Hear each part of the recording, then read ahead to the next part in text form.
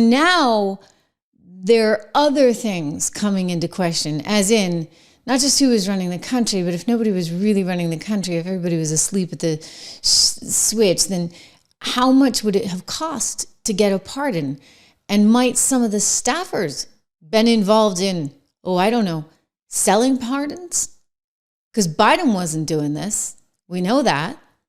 This actually came up. Representative Tim Burchett from Tennessee brought this up on our friend Benny's show, a great show, by the way. I want to go to this soundbite because this is important to hear. And he's making the point that, he doesn't actually have any evidence, but this has happened where he's come from. It certainly happened before. They've even written songs about it. And we need to be realists here because there was no one in charge. Got staffers. I would look. Tennessee has had a history of this. We had a governor several governors ago. He's since passed away, but he sold pardons. You can look it up. His name was Ray Blanton. It made national news, and I mean they wrote songs, "Pardon Me, Ray," and it was a cash for clemency deal. And that's exactly what I think you're going to find out. You're going to find staffers that were able to take forms, get them, and run them through some sort of bogus legal system, and then they auto-penned them. And there's probably people out on the street that shouldn't be, but somebody got rich off that. And wow. and I think those people, I hate to say it, but you'll see something probably horrible happen to some of those people because it goes up the chain. This is a very dangerous town to play games in. I have no direct proof of that, but I'm just talking about history. And if you got somebody making $100,000 a year and somebody offers you $250,000 in some safety deposit box. Right. For the record, do you know how many pardons Biden actually issued? A grand total of 8,064 pardons. It is the highest number, like by many multiples, of any president to have ever issued in the U.S. to date. 4,245 acts of clemency, which included both pardons and commutations. Notably, on December 12th, remember this day, he commuted the sentences of nearly 1,500 individuals. He couldn't even sign 1,500 pieces of paper, for goodness sakes. That's why it was the Autopen. That was the Autopen doing sort of everything. It's just sort of unimaginable. And yet not, right? Because, you look back on the Hunter Biden stuff and the fact that his dad was the vice president in charge of Ukraine policy, and then suddenly Hunter gets a job, no qualifications, working on the board of Burisma, where he's getting paid big bucks, like $600,000 a year. Like nobody makes that on a board job. Why was he making that money? Oh, it was protection money for the now defunct shady energy company Burisma. And so it goes, right? Whether it's Chinese energy money or Romanian money or you name it, there was Hunter, right? Waiting in the wings, ready to cash in. And now we learn the Autopen, most in history, 8,064 pardons. And so I think, unfortunately, these questions have to be asked. And Tim Burchett is asking the right question. What exactly, and this is what needs to be answered, ladies and gentlemen, in addition to a whole bunch of other stuff. We got to clean that place up. We are draining the swamp, you bet, every single day now. And Donald Trump's talked about this, right? He's mentioned like these things can't actually be working because if the Autopen signed it, it wasn't Joe. It wasn't the president. Therefore, it can and should be legally challenged. David, speaking of the Justice Department, President Trump has recently been saying that pardons issued by his predecessor, Joe Biden, may be invalid. What's that about?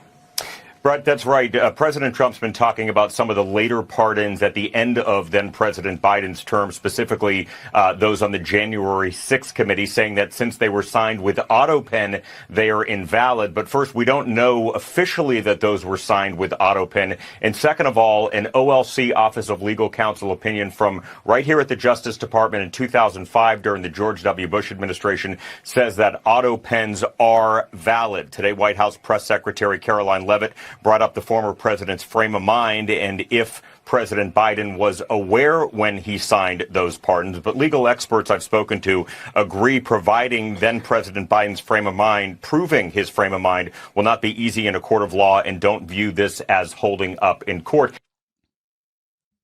Excuse me? All right. Well, granted, that was from a couple months ago, that little soundbite I played. This is when the first issue first came up. So I think a little bit has changed since then. And I'm just going to start with Jake Tapper's book. I mean, it's what we all knew. It's what we were all reporting, that this president was not in any kind of frame of mind to be doing anything, frankly. And so, yes, if that has to get proven out, I think you can probably prove it out pretty darn easily. I mean, should we run the clips again? I could prove it out. I tried to tell y'all.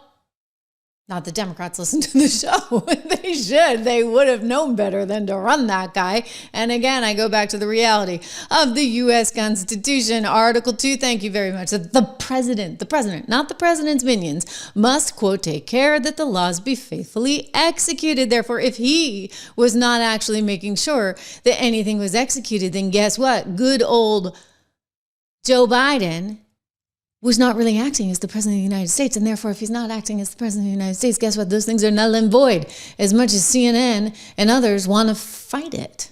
But the Autopen has become a common practice in the White House. Here we are talking about that and not about the hundreds of January 6th pardons that he proposed and implemented in the White House that should be, maybe let's take a look at each and every one of them. Well, he signed those. I think he did it on TV. He signed those, but the Autopen process has been a common practice in the White House, and now he wants to invalidate it. Well, I don't think it's a common practice before. I actually don't think it's about the pen. I don't think it's about the pen. I think it's about the cognitive decline of Joe Biden that the press covered up for 4 years. It's about the fact that this could be he's talking about elder abuse. He's talking about the cognition of the former president was highly questionable. And I'll give you some numbers about the FBI. Demonstrate that if Trump is claiming that Biden had absolutely no idea what was going on here, don't you have to actually have evidence of that? Well, okay, let's talk about whether Biden knew what he was talking about or not. Joe Biden gave interviews. He called on dead reporters. Joe Biden gave interviews where he talked. Okay, listen, and Donald Trump, well, she asked me a question. Anna, okay, I'm now answering the question myself. Just a second, okay? Finish your thought, and then you can jump in. So we have lots of evidence of Biden's cognitive decline. He was calling on dead reporters in press conferences. He was shaking hands with ghosts that didn't exist. What? He couldn't even go, he was shaking hands with the air. He didn't know where to go. He had to be guided because he had no idea what was going on. He couldn't do a basic sentence without looking at a large car. Let's say that all of this is true. Again, it's a very specific allegation here. I mean, just on a basic level. You got to be able to actually show proof of the thing that you're alleging. And there is no proof of any of this. Well, AARP says that $28.3 billion in elder exploitation every year. FBI says $3.4 billion in internet crime against elders every year. Okay, this is a question about cognitive behavior. That is proof that Biden used Autopen to sign the pardons and he didn't know about it? There's a lot of evidence that those are important statistics, but it has nothing to do with this conversation. Well, here's the good thing. The good thing is that Donald Trump is going to be all right, so the wheels are coming off the bus on that one. But anyway, the point being that he was not in a mental state to actually sign those in the first place. So if you were going to actually argue that, in the day of technology, we're here and it's 2024 when he was signing these things, and we're here now in 2025 and the Autopen is just the way of the world, you would have to assume that you had a president who was capable, mentally, physically capable, knew what he was doing. You can go back to the Robert Hur testimony. For goodness sakes, they wouldn't even charge him the way they charged Trump, right? With making off with some files that he kept in his garage, locked up next to his Ferrari. They wouldn't even charge him because he was just a frail old man that couldn't remember a darn thing. Okay? So how could a frail old man that can't remember anything actually get through more than 8,000 pardons? How could he have reviewed that? The answer is he couldn't. How could he have signed off on any policies? The answer is he couldn't, and Donald Trump knows it. Biden, look, it's a very sad thing what happened, but we're going to start looking into this whole thing with who signed this legislation. Who signed legislation opening our border? I don't think he knew. I said there's nobody that would want an open border. Nobody. And now I find out that it wasn't him. He autopenned it. Who was operating the autopen? This is a very serious thing. We had a president that didn't sign anything. He autopenned almost everything. He opened the borders of the United States of America. And I kept saying, who would do such a thing? Allowing criminals to pour in from all over the world, not just South America, all over the world. They came in from Africa, they came in from Asia, they came from the Congo. The prisons in the Congo in Africa, these are rough people. The prisons from the Congo are empty. You know where they are? They're in this country. Who would sign this? Nobody would sign it. No sane person would sign it. You know who signed it? Radical left lunatics that were running our country, and the Autopen signed it. And they didn't want him, and they were disappointed in getting him because they wanted Bernie Sanders. And then after about 2 weeks, they said, wait a minute, this is a gift. He'll do anything. We're going to use the Autopen. And they used the Autopen and everything. He didn't approve this. You gotta love him, right? Hey, welcome. We got a new team member. John, great to have you here. Welcome to the broadcast. You gotta love him. You gotta love him because he's calling it out. He's calling them balls and strikes like a normal person would. Because he's totally right. Like, who would come up with this insane policy? Like, other than, I don't know, George Soros type people, right? That kind of believe in this whole open border. It wasn't good for anybody. It wasn't good for this country. We couldn't afford it. So who was doing this and who was issuing the pardons? I'm telling you, it's a problem because all of these things, whether they be treaties, whether they be pardons, executive actions, all of these things are now up for grabs. And they're going to be challenged in federal court. And the investigation is underway because, my gosh, this guy was in terrible shape. You know it. I know it. We all saw it. And to the Gila Indian River community, the Gila, nothing wrong with me. Nothing wrong. Okay, he kind of had a sense of humor earlier on, but it got worse and worse and worse. And so you can't have a situation where an entire administration is covering up for one guy, not invoking the 25th, as Peace of My Mind points out in the chats. I saw that. You're right. This is what happens when you don't invoke the 25th. The 25th is there for a reason. You know what's even scarier? They were willing to run him again. Think about that. Until the you-know-what hit the fan, they were running him. And they were on our case when we dared to show things like that and point out that the guy might not be playing with a full deck. So this, in and of itself, that rise, in my estimation, totally to a federal crime. And this is where you're going to see some real problems for the Democrat establishment and the Biden administration and everybody that was part of this. They knew that the president was not capable of doing the job at least some of the time. That's not just a political scandal, and there's a big political scandal component to all of this, of course. That is, to use one of the other phrases that they like to employ quite a bit, a constitutional crisis, a real one. Right? Mm-hmm. The power of the presidency, all that authority is invested in a person who has been elected by the American people, in the president.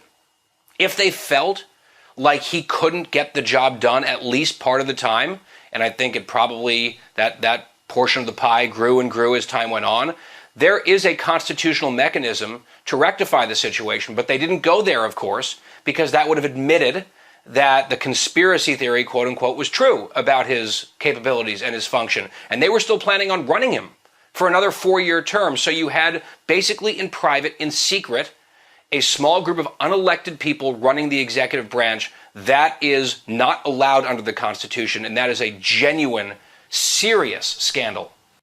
Boom. That was Guy Benson, by the way, on Fox. And he's totally right. It's exactly what I was saying. Okay, so he's a little punctuation on my point there, that is not who we are as a country. You cannot have some group of unelected people running the whole shebang while Joe Biden's off, taking naps on the beach in Delaware. How many vacation days? Like 500 and something. The most vacation days and the most pardons.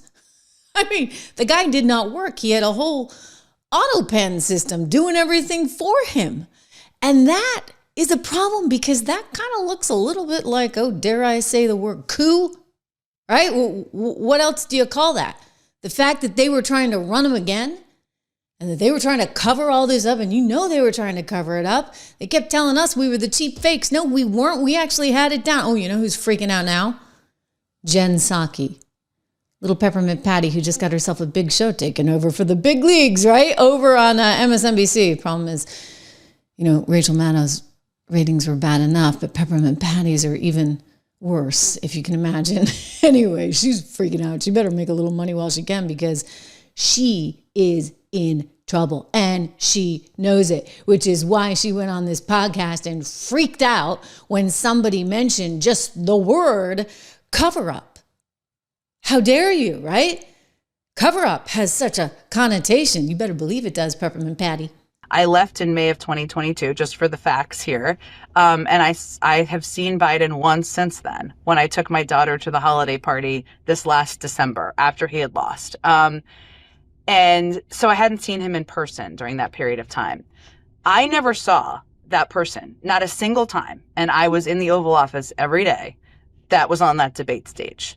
I'm not a doctor. Aging happens quite quickly. Were things that people saw during that period of time that were similar to that, or would have been in a category of that? I don't know, possibly, right? And all these books are going to tell us. Like, do you think that were they actively covering it up? Were they sort of in denial, or was that just a bad debate? Like, what is your read on that? Well, this is what I mean about cover up is a very loaded term, I think. Well, it means you knew that it was really bad and you're pretending otherwise, versus you're deluding yourself, which I think is what people do a lot. Well, I understand, but I still think it's like cover up is often like a crime, right? We're talking, when people use that term. They say it's worse than the crime. People use that term as they relate to Watergate, or the covering up of not sharing public information about a war. Yeah, and I'm not accusing anybody of a crime. I understand, but other people have used that term, and I think it's a bit of a dangerous term. Ooh, we can't say it was a cover-up because she's going to get a little worried. Well, Jen Psaki, you might want to be a little worried. I do believe you said we shouldn't use the term cover-up because it kind of sounds like Watergate.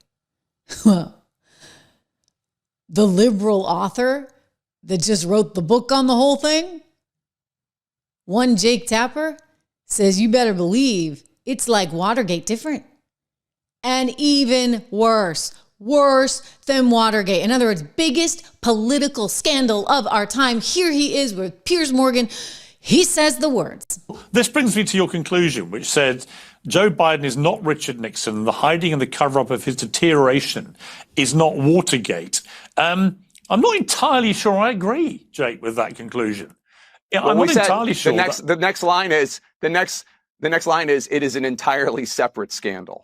It is a scandal. Yes. It is without question, and maybe even worse than Watergate in some ways. Right. Because Richard Nixon was in control of his faculties when he wasn't drinking. And, the idea that, we don't mean to exonerate. The only reason that we have the Watergate thing is there because we quote Archibald Cox, who was a Watergate investigator, talking about how powerful the presidency is and how presidents get surrounded by people who have a vested interest in keeping that president propped up. So that's the only reason we invoke Watergate, is just to make clear, like, it's not Watergate. Right. This is an entirely separate scandal. Maybe even worse. Maybe even worse. Yeah, I think arguably it is worse, actually. I'm with you, Piers. Okay, I'm with you, Piers. And you know what, Jake? I don't have a lot of respect for your reporting, period. I don't have a lot of respect for you, even as a presenter. I think you're terrible, and somebody needs to give you voice lessons, because the nasal voice, don't get me started. I realize I'm being catty, but as a classically trained singer, nasal voices, especially on men, drive me nuts. All right, so you combine the nasal voice with bad reporting, vicious reporting, with a very deliberate viewpoint designed to carry somebody else's water. And I'm sorry, Jake Tapper is bad news. All right, bad news. Figures. He's over there on CNN. And now maybe he's looking for a job at Fox. I wonder, is that what this is about? He's trying to, keep some powder dry because they're not paying anymore over on CNN. They can't afford anybody on CNN because no one's watching. Again, reminder, subscribe, share, like. It is incredible. We're actually doing more views than any of my former networks, believe it or not, here on this channel. You compare it to FBN or CNBC or Bloomberg, it's kind of amazing. So thank you for that. It shows you the power of independent media. Anyway, poor Jake Tapper with his bad reporting. I mean, it's bad, right? And, well, we won't go there on The Voice, was trying to tell us that we were all wrong all the time. You know, when I report things like, oh, I don't know this was a cheap fake, I guess.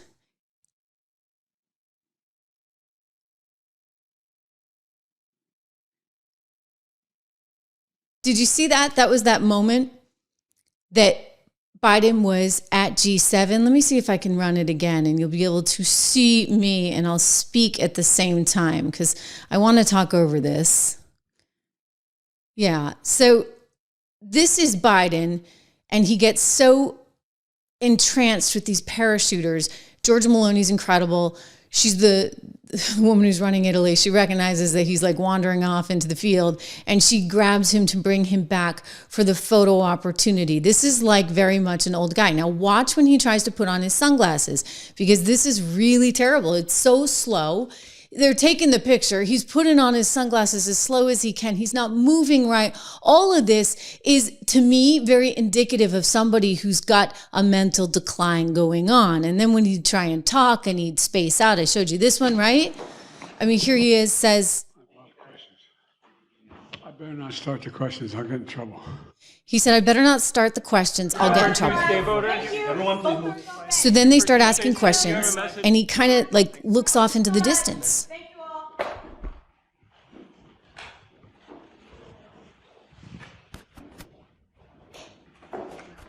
Unbelievable. Right? This is pretty bad stuff, you guys. Pretty bad stuff. And yet, you know, the bad reporters of the world wanted us to think that he was doing fine. That, you know, all of this was just somehow okay when we knew how badly he was struggling. Yeah, you better believe it's worse than Watergate. I remember KJP. They are cheap fakes video. They are done in bad faith, and some of your news organization have been very clear, have stressed that these the right wing critics of the president have a credibility problem because of the fact checkers have repeatedly caught them pushing misinformation, disinformation, and so we see this, and this is something coming from your part of the world, calling them cheap fakes and misinformation. And I'll quote the Washington Post, where they wrote about this, and they said how Republicans use misleading videos to attack Biden in a 24-hour period. And to their credit, we have a conservative Washington Examiner did call them out as well, calling out the New York Post. Ironically, several recent cheap fakes actually attack the president for thanking troops. That is what they're attacking the president for. Both in Normandy, this happened, and again in Italy. And I think that it tells you everything that we need to know about how desperate Republicans are here. And instead of talking about the president's performance in office, and what I mean by that is his legislative wins, what he's been able to do for the American people across the country, we're seeing these deep fakes. These manipulated videos. And it is, again, done in bad faith. Sorry, but, you know, it's not our fault that he's in bad shape. Remember the invisible chair? Okay, in fairness, there were some clips of the invisible chair. This was in Normandy, going around online, where it looked like there wasn't really a chair. There was a chair. But if you clip the video too early, which we didn't do, we showed you the whole thing. It doesn't matter. You don't even need to clip the video early. It's clear. Nobody's sitting down. But Joe's desperate to sit. He's trying to sit. Like nobody's sitting, you know, and his wife is like, And finally everybody sits. But it's just, again, another example of, unfortunately, sort of one of those blooper moments. I mean, you combine that with, I don't even like to show these because they're so bad, but him falling while he was going up or down the stairs on Air Force One, or when he was falling there at Air Force Academy. I mean, it's bad stuff, right? But invisible chair, remember? This is great.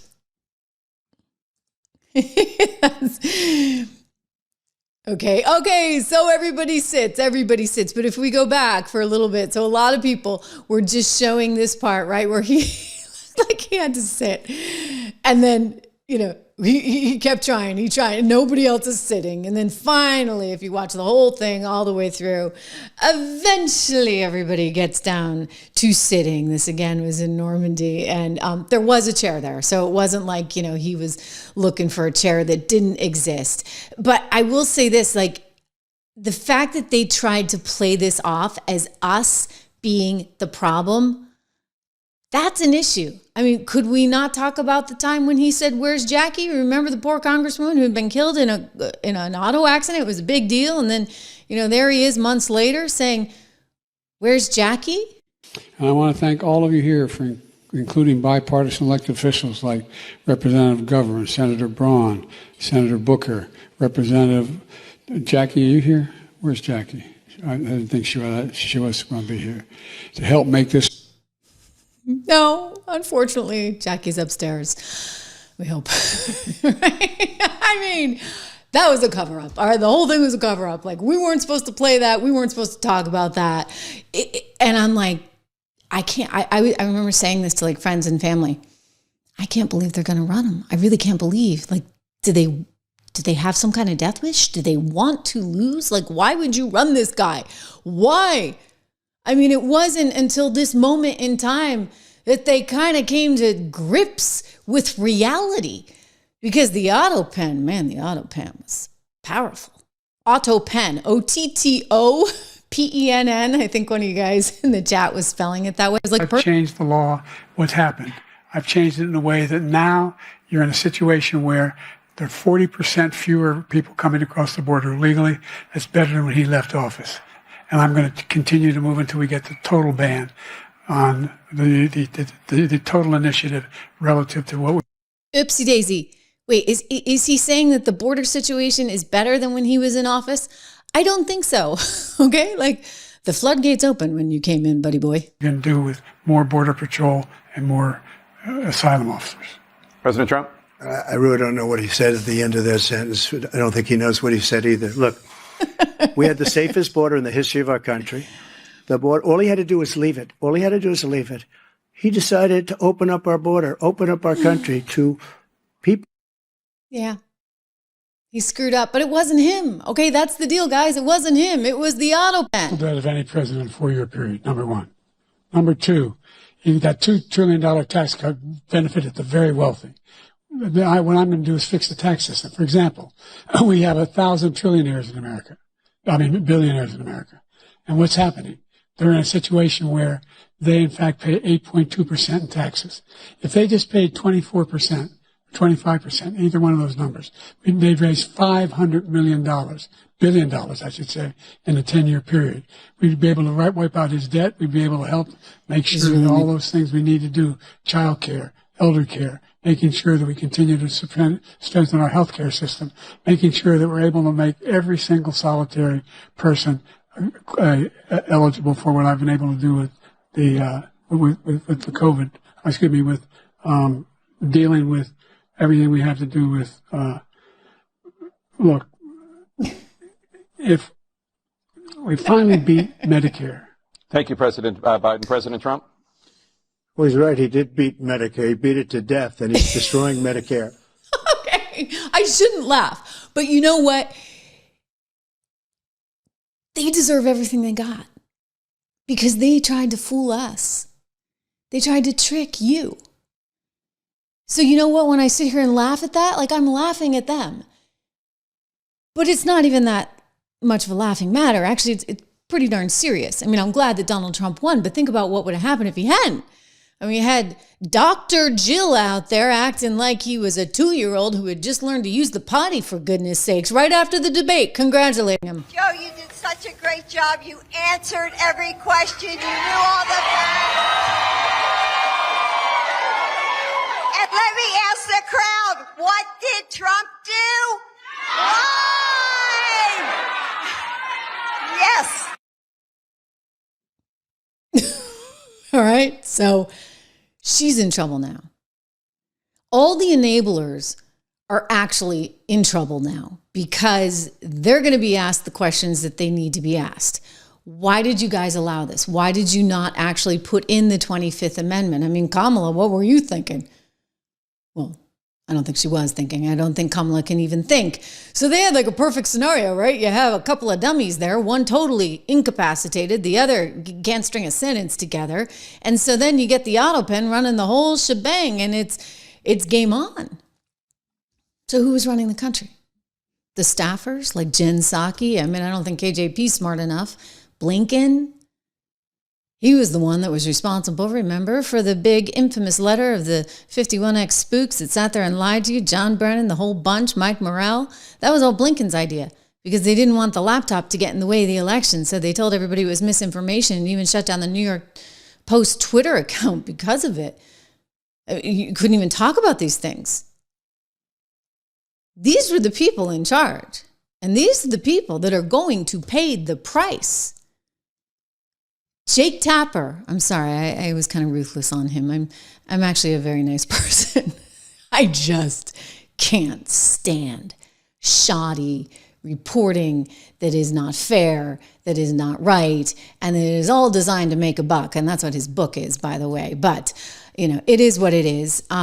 We, on the other hand, here at the Trish Regan Show are fully independent, and I think that's why we keep growing and growing and growing. I want to show you his apology, his sort of quasi-apology to Lara Trump, because she completely eviscerates him. But first, in the name of independence, and in the name of your own independence and financial success, gold is one of our sponsors, American Hartford Gold. Go to trishlovesgold.com today, up to $15,000 in free silver for those that qualify for these new offers at American Hartford Gold, trishlovesgold.com. You can text Trish to 655-655-32. You can call them at 1-844-495-1115. You know I like gold for a whole variety of reasons. Gold's actually back up today. I bought a little bit yesterday because it was down nearly 2%, and that's kind of how I roll, right? I'm buying when the market goes down a little bit because gold is something that I always want in my portfolio.